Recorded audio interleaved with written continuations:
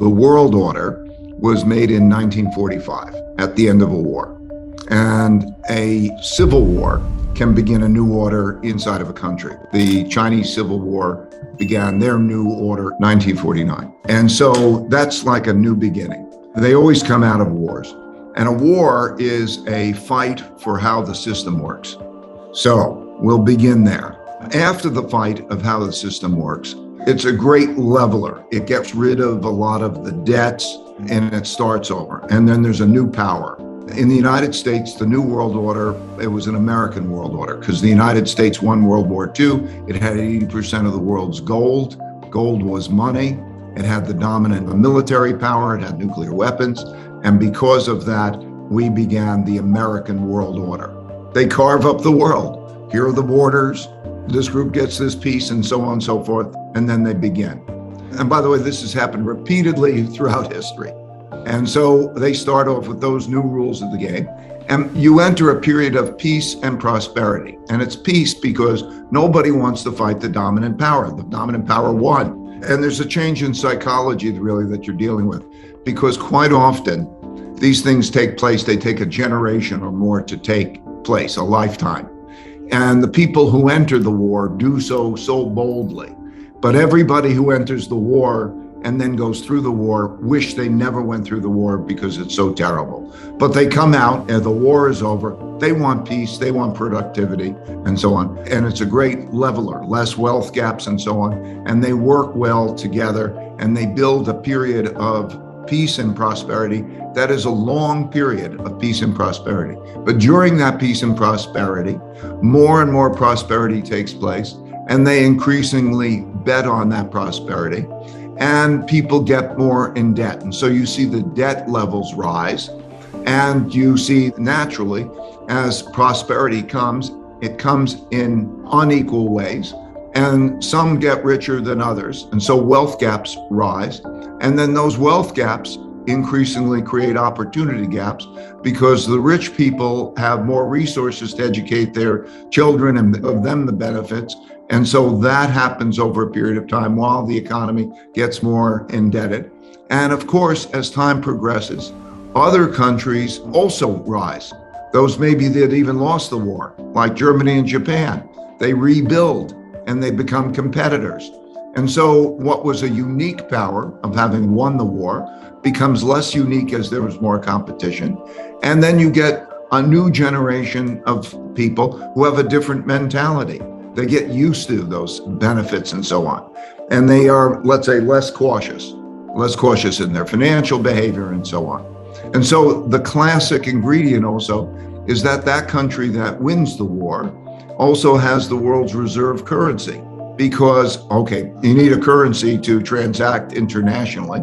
It's like a language. You need a language to transact internationally. And the winner of the war gets the world's reserve currency because everybody thinks that's the most stable. And they also want to save in it. So I think there are three big forces to keep your eye on. And when you see them in their cycle, then it's clear. First, are you earning more than you are spending? I want them to look at it as the country. But the country's nothing more than the aggregate of the people. And so when you look at those three forces, I want to make sure that they're clear and you could align them up and you could see where you are. Is the country earning more than it's spending and building savings? Or is it spending more than it is earning and creating debt? Because one man's debts are another man's assets. And when somebody is holding those assets and they're producing a lot more of that money and debt, money goes down in value as they produce it to produce that buying power. And then that gets people bad returns. It produces a higher amount of inflation. And then people get out of cash and bonds. And that produces rising interest rates while there's rising inflation. And that produces stagflation. So I want them to get the mechanics of that because that's happening now. You could see it. This is not controversial. We are producing a lot of debt. We're spending a lot more than we're earning. And as a result, they're printing a lot of money. And the printing of a lot of money creates a lot of inflation. And with that inflation, cash is trash. You don't want to hold cash. And you get out of that. And that causes rates to rise. And that's one of those three factors. So you can see it happening. The second force is the internal conflict force, how you are with each other. Are you operating cohesively, common mission, and moving in the right direction? The system working? Or are you at each other's throats? Is the system threatened? Because history's shown when the causes that people are behind are more important to them than the system is in jeopardy. And that is a risky situation. It's a risky situation because it produces disorder and it can produce a form of civil war. And at those times, when you have that, you see greater and greater polarity. In politics, it shows up at greater and greater populism of the left and populism of the right. And populists want to fight for their side. They're not moderates. Moderates want to work together to try to find a compromise that's best for the whole. Populists appeal to their crowd by saying, I am fighting for you, and they will fight each other. And that fight can be at the threat of the system. So in history, for example, we saw 4 democracies in the 1930s choose to become dictatorships as one side fights to the other because they become so disorderly. And we have a system right now that you could see that it is possible in elections that neither side might accept losing. And so the system becomes in jeopardy. And you see that the moderates leave the system. It can't be moderate. You have to pick a side and fight. And so you see this in the French Revolution. There were moderates in the early part of it, that recognizing that there were problems and wanting to work together. The moderates got guillotined. Polarity began. The same was true in the Russian Revolution. The same was true in the Chinese Revolution, the Cuban Revolution, and so on. Polarity gets greater and greater as there's a greater intensity to fight. And that is the internal piece. So that's the second force. And the third force is the rise of a great power, the geopolitical force that's going on, that we're seeing today with China and Russia and so on, and how that's changing.